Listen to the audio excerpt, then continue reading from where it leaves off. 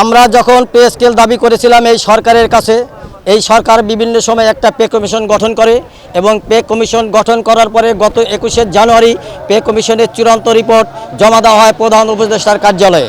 প্রধান উপদেষ্টার কার্যালয়ে যখন জমা দেওয়া হয় তার শুধু একটাই কাজ ছিল, একটা স্বাক্ষর করা, কিন্তু সে বিভিন্নভাবে বিভিন্ন তাল বাহানা করে আজ নয় কাল এরকম কালক্ষেপণ করতে করতে আমাদের সময় অতিবাহিত করে। তখন আমরা কি করলাম, আমরা আন্দোলনে এবং কর্মবিরতিতে ডাক দিলাম যে আমাদেরকে যদি পে স্কেল দেওয়া না হয় তাহলে কেন পে কমিশন গঠন করা হলো, আর পে কমিশন গঠন করার মাধ্যমে কেন কোটি কোটি টাকা তারা খরচ করলো এই জনগণের টাকা, সেই জবাব আমি প্রধান উপদেষ্টা ডাক্তার ইউনূস স্যারের কাছে চাই। আর আমাদেরকে সে আশা দিয়েছিল যে আমাদের পে স্কেল দিবে, আপনারা একটু ধৈর্য ধরেন, আমরা পে স্কেল দিব। পরবর্তীতে আমরা শুনতে পারলাম আপনার জ্বালানি উপদেষ্টা উনি কি বললেন, উনি বললেন পে স্কেল দেওয়া যাবে না। উনি বলার কে, আমরা এটা দিয়েছি প্রধান উপদেষ্টার নিকট, সে বুঝবে।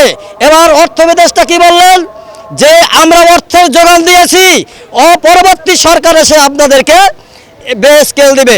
আমাদের কথা হলো অর্থের যোগান যখন হয়েছে সেখানে 22,000 কোটি টাকা রাখা হয়েছিল আমাদের জন্য, সরকারি কর্মকর্তা কর্মচারীর জন্য, কিন্তু সেই টাকাগুলো কোথায় গেল?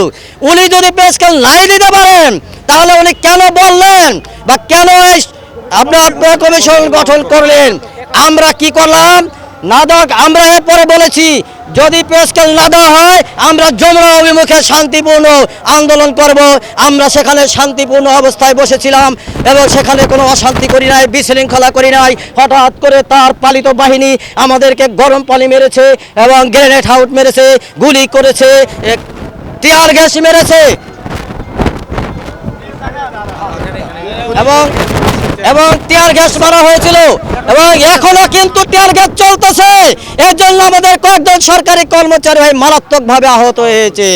আমরা বলতে চাই আজকে সরকারি লোকের গায়ে কারো হাত, আর যদি আমাদের এই দাবি না মানা হয় আমরা 12 তারিখে নির্বাচন বন্ধ করে দিব।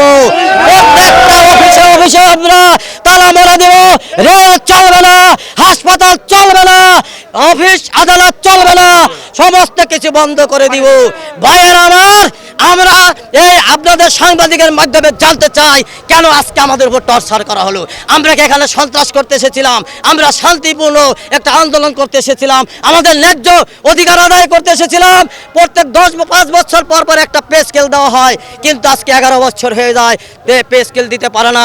এবং বিভিন্ন উপদেষ্টারা বলেছিল যদি পে স্কেল দেওয়া হয় তাহলে দ্রব্য মূল্যে ঊর্ধ্বগতি হবে।